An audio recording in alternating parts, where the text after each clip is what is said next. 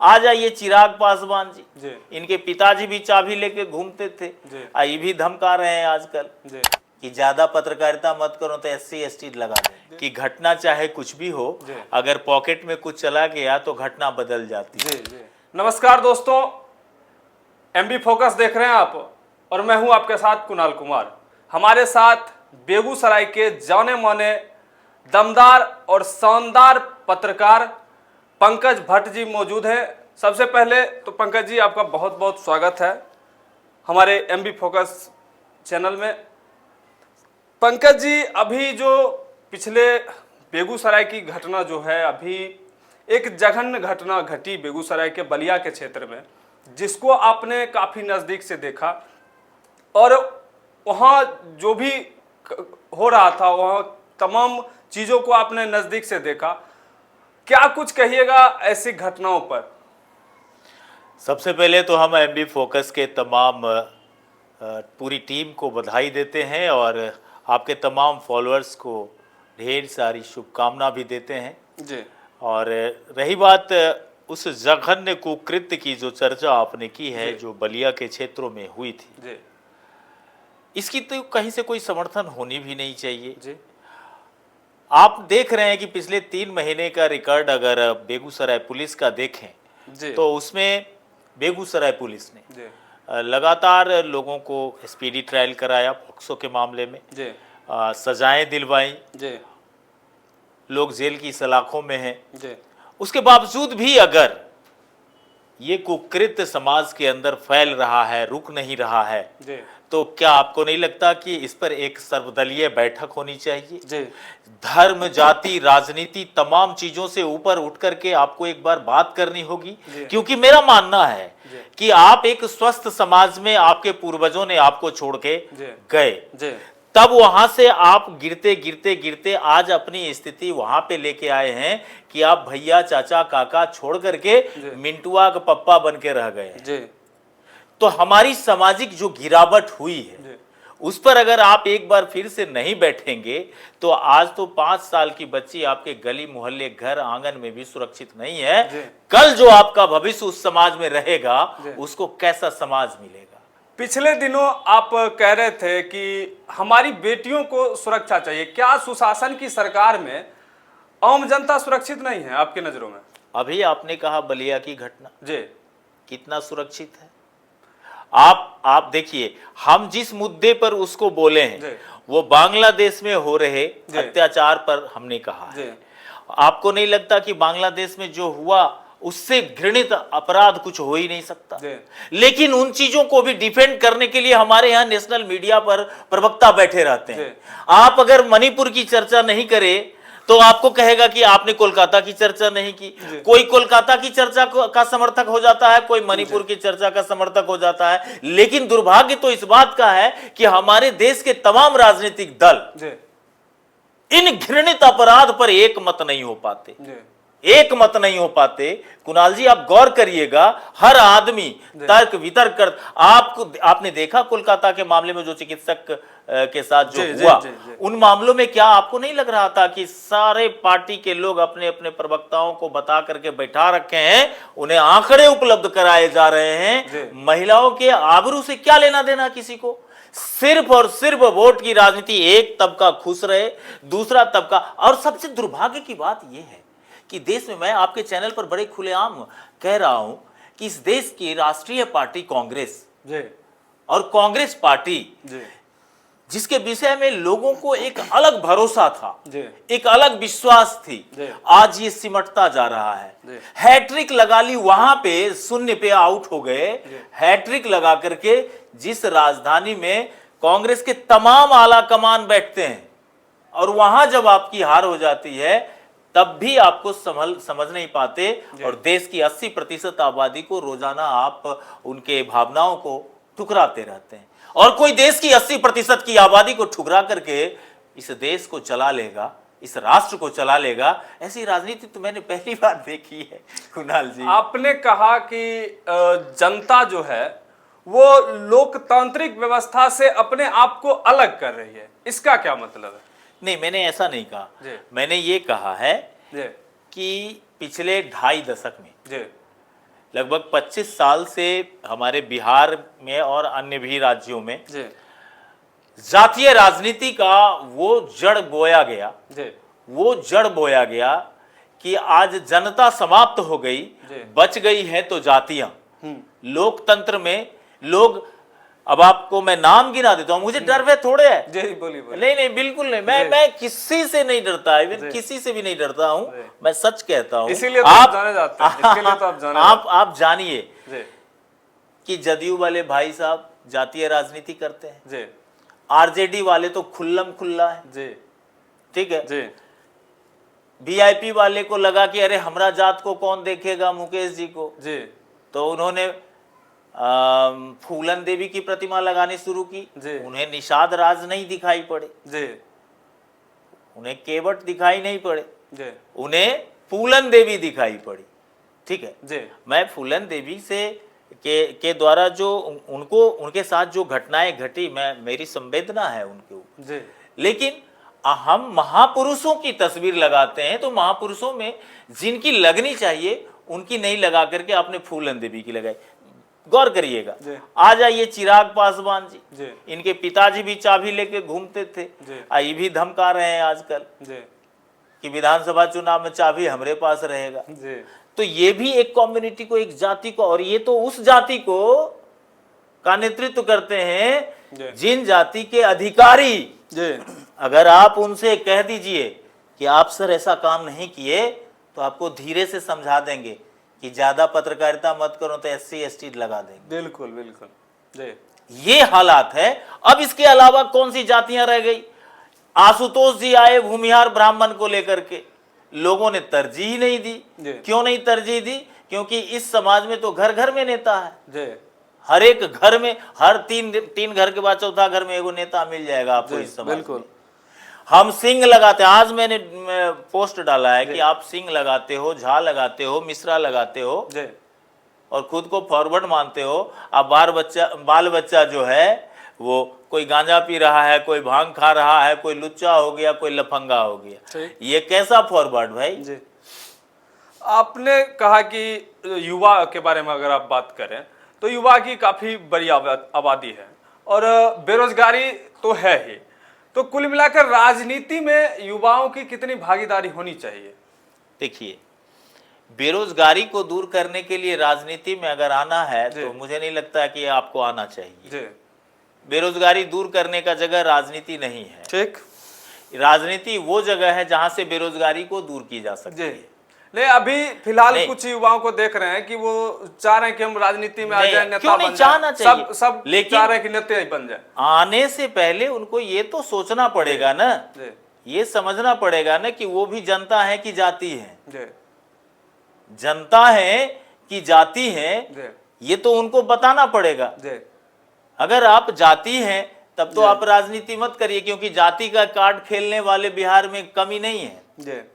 जाति, आप बताइए, इतने साल आपको नहीं लगता कि बिहार सिर्फ और सिर्फ 2 व्यक्ति के इर्द गिर्द घूमते रह गया पिछले 30 साल में? कभी लालू प्रसाद जी के इर्द गिर्द तो कभी नीतीश कुमार। अच्छा, आपने भी पढ़ा होगा किताब में कि जो सबसे बड़ी पार्टी जीत करके आती है उसका विधायक दल का बैठक होता है, और उस विधायक दल के बैठक में जिस नेता को चुना जाता है वो आदमी मुख्यमंत्री या प्रधानमंत्री होता है। ठीक है, पढ़ाई किया था ना। नीतीश कुमार की राजनीति ने तो इन सारे चीज को धता बता दिया, कहा कि कुछ नहीं चलेगा, कुर्सी हमें दो।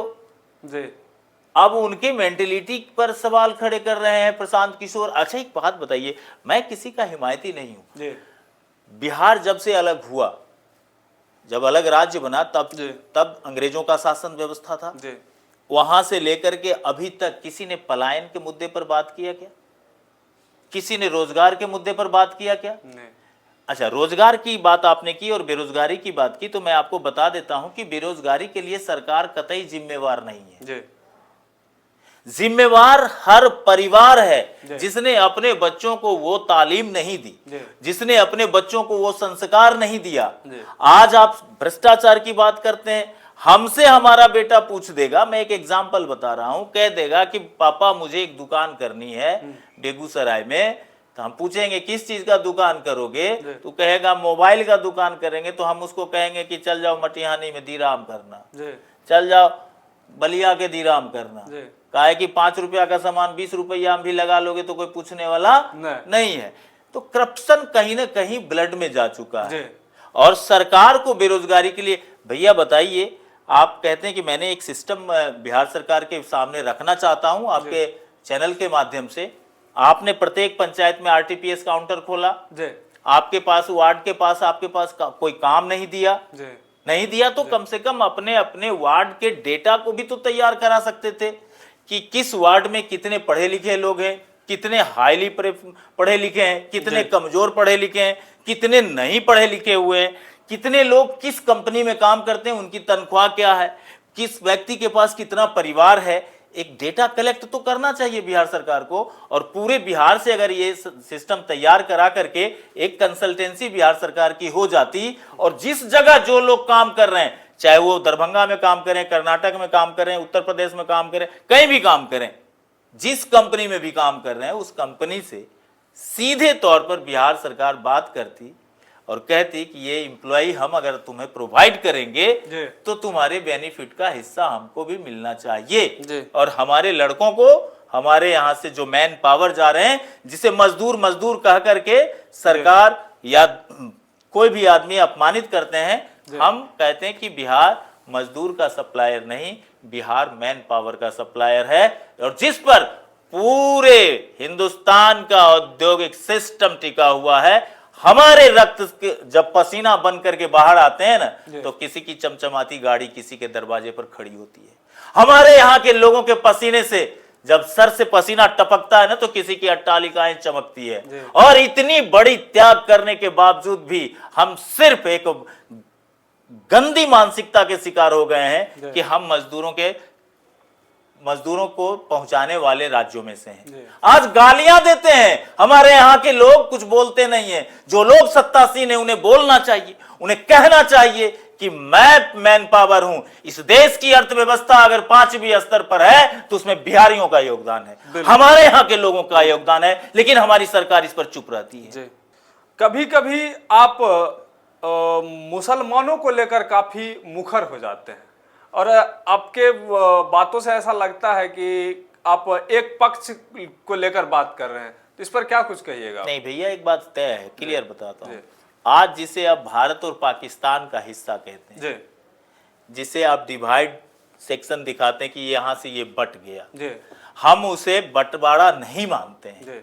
हम ये मानते हैं कि वो हिंदुस्तान की जमीन पर कुछ लोगों के द्वारा किया गया अतिक्रमण है, कब्जा है, जिसे भारत को वापस लेना चाहिए। लेकिन भारत में जो सिस्टम की सरकार है, यहाँ विपक्ष विपरीत परिस्थिति में सपोर्ट नहीं करती है। यहाँ पे विपक्ष की परिभाषा यही समझ चुके हैं विपक्ष के लोग कि हमें विरोध करना है, हमें विरोध करना है, आप चाहे कुछ भी कर लीजिए, हमें विरोध करना। विरोध से याद आया कि कुछ दिन पहले सोशल मीडिया पर आपके खिलाफ किसी ने बहुत कुछ लिख दिया था। हाँ। और जल्लाद तक कह दिया था आपको, क्या कुछ कहिएगा इस पर? नहीं, जिनको जैसा लगता है, आपको लगता है कि मैं जल्लाद हूं। नहीं, आपका क्या कहना? नहीं, मेरा कुछ नहीं कहना है। उन्होंने गलती मानी है, उन्होंने आकर के, अब कैमरे पर क्या बोलूं, बहुत सारी चीजें उन्होंने क्षमा मांगा है। पंकज जी, आप एक पत्रकार हैं और आज के दौर में पत्रकारिता कैसी होनी चाहिए, और आज के दौर में पत्रकारिता करना क्या आसान है या मुश्किल है? किस तरह की पत्रकारिता करने में कैसी परेशानियों का सामना करना पड़ता है? पत्रकारिता के क्षेत्र में आज ही नहीं, जब इस देश में अंग्रेजों का शासन व्यवस्था था तब भी पत्रकारिता आसान नहीं थी। वो पत्रकारिता कभी आसान चीज रही नहीं। ये अलग बात है कि हम लोगों ने उसे आसान बना दिया है। आसान इस मामले में बना दिया कि घटना चाहे कुछ भी हो, अगर पॉकेट में कुछ चला गया तो घटना बदल जाती है। तो ये चीजें नहीं होनी चाहिए। आप अगर पत्रकारिता करते हैं तो आप 30% डिस्काउंट वाला ऑफर में आप अपने लोगों का यूज ना करें। और उसके लिए ब्लॉगर्स हैं, आप ब्लॉगर्स के लिए एक अलग से बना सकते हैं। पत्रकारिता का जो दौर चल रहा है वर्तमान परिस्थिति में, आपको नहीं लगता अब ना कोई यहाँ पे पत्रकार रहा है, ना कोई राजनीतिक दल का कोई विचार रहा है, ना ही सामाजिक कार्यकर्ताओं के कुछ अलग सिस्टम रहे हैं। सारे चीज अपनी अपनी जगह पर अपनी अपनी पॉलिसी के तहत ही काम कर रहे हैं, जिसका खामियाजा आम जनमानस रोजाना भुगत रहा है।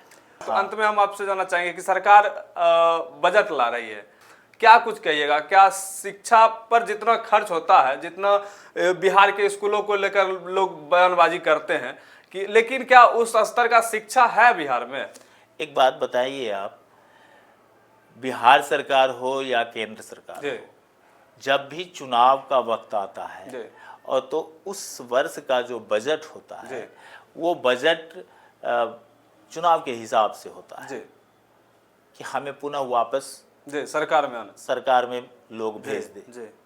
ठीक है, तो कुल मिला के यही रहेगा। शिक्षा उक्षा पर विकास अगर करना, बताइए आप शिक्षा की विकास की बात करते हैं, कौन सा ऐसा बिहार में कैमरे पर पूछता हूं, बिहार के तमाम लोग से जानना चाहता हूं, क्या आप अपने बच्चों को खिलाने में असमर्थ हैं? क्या आपके बच्चों को भोजन घर में नहीं मिलता? सवाल उठता है कि विद्यालय में भोजन की व्यवस्था कराई गई, सालों साल तक लोग कटोरी गिलास लेकर के बच्चों घूमते रहे, आज भी घूम रहे हैं। सड़ा हुआ अनाज जाकर के वहां पे खिलाया जाता है, आप कभी जा करके देखिए, सड़ा हुआ अनाज खिलाया जाता है। शायद कोई ऐसा विद्यालय है जहां पे अच्छी व्यवस्था है। 90%, कहने दीजिए, बात पूरी होने दीजिए, 90% विद्यालय की स्थिति जो है वो बहुत बदतर है आज भी।